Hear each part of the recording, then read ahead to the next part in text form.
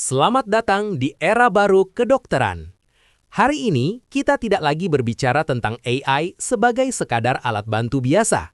AI adalah leverage atau pengungkit untuk menghasilkan keputusan klinis yang jauh lebih tajam. Selamat datang di Medical. Mari kita lihat perbedaan fundamentalnya. Alat konvensional hanya mengeksekusi tugas dan mengeluarkan data atau laporan.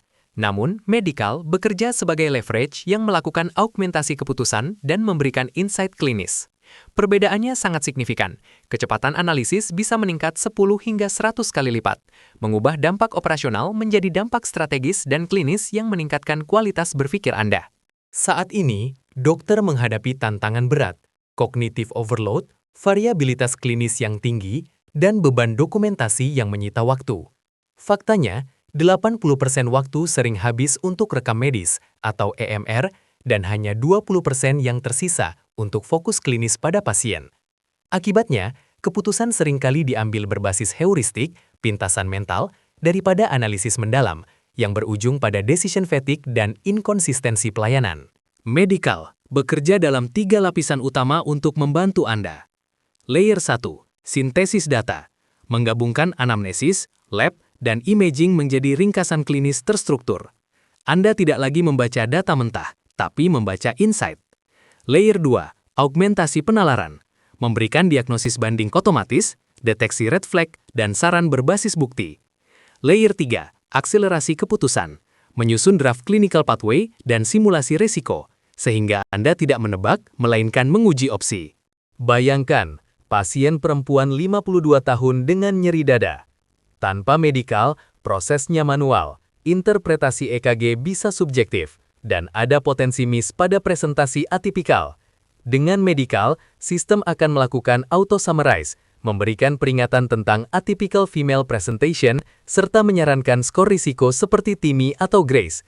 Hasilnya, diagnosis lebih cepat dan keputusan jauh lebih presisi. Penting untuk diingat bahwa leverage bisa menjadi bumerang jika salah digunakan. Prinsipnya tetap, garbage input, garbage output. Jangan terlalu bergantung 100% tanpa validasi klinis.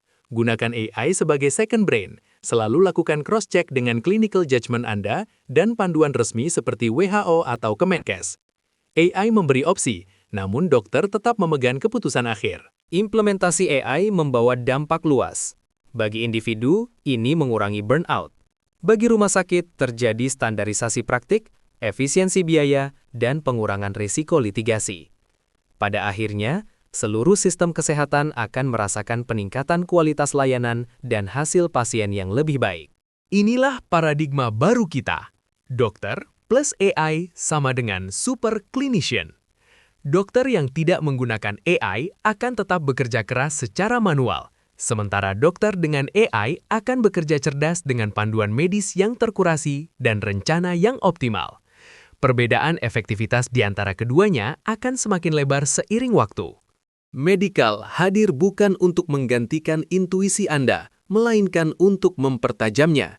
Ini adalah force multiplier bagi keputusan klinis Anda.